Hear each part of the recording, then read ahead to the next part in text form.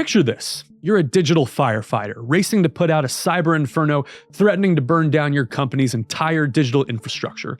Welcome to the world of incident response. This is Intellectual Point. We help you get high-earning jobs in tech. In cybersecurity, it's not if you'll be attacked, but when. And when that digital dumpster fire ignites, you need a crack team ready to douse the flames faster than you can say ransomware.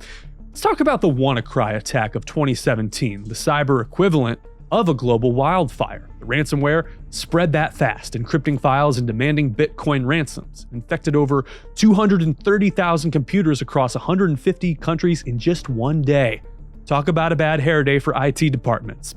And here's where our digital firefighters come in. The incident responders. These are the frontline troops investigating breaches, like detectives at a crime scene.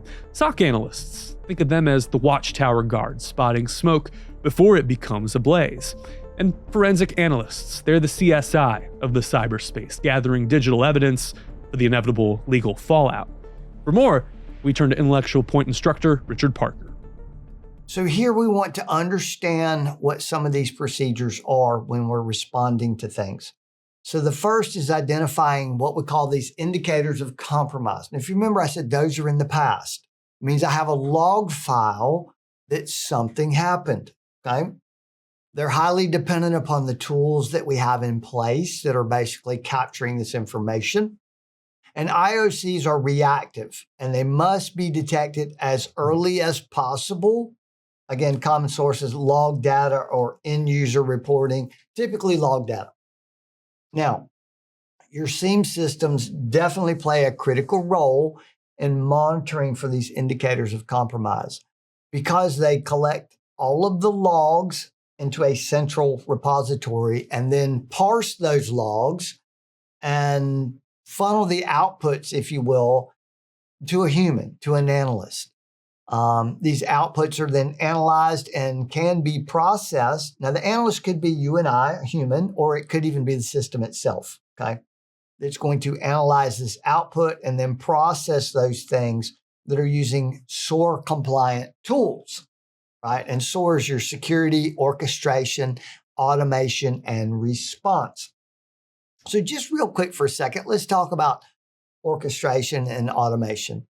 Automation, when I'm doing that, let's say I'm writing a script for if this happens, do this, okay? So that is automation. And every time it'll do that. When I start talking about orchestration, I'm like, if this happens, do this. However, if this happens, do that. Or if this other thing happens, do this other thing. So now I've tagged them together and I've orchestrated a set of rules that it can look at, okay?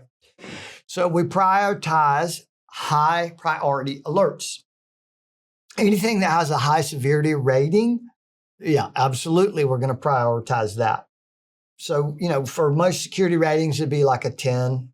With the IDS, it might be a priority value of 1, meaning it's not 10, it's the opposite. Now, understanding, right, some of these things, the automation tools that we use definitely add speed because it can do it way faster than you or I. They are very efficient within that incident response process.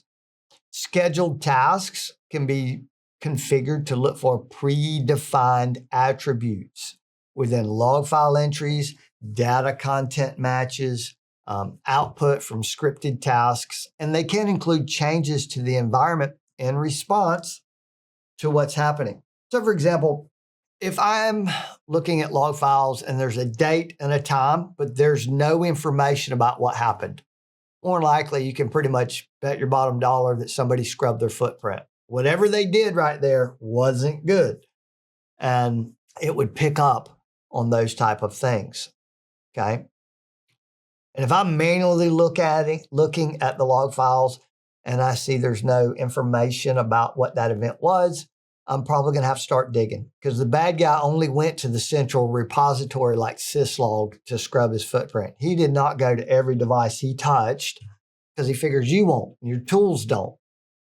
So SOAR tools can be very sophisticated. They are integrated with your SIEM system. So your SIEM system has seen something, it doesn't like it, it knows it's bad, and what does it do about it? So SOAR allows us right? Choices of how to respond. And it does that in an automated fashion. So you can link them up with what we call a run book, a sequence of steps. Typically, we have the run book playbook when we're using SOAR tools.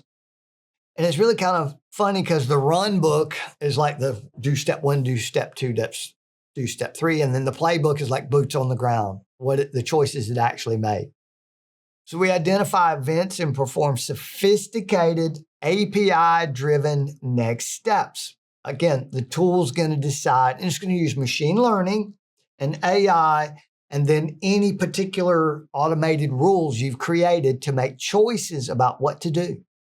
How do I handle this? Are you ready to be that cyber firefighter? You want to learn how to keep your cool when everyone else is losing theirs? Dive into our incident response techniques in our CYSA Plus course, because in this digital age, being able to put out cyber fires is hotter than ever. Thanks for watching. Please like and subscribe to Intellectual Point.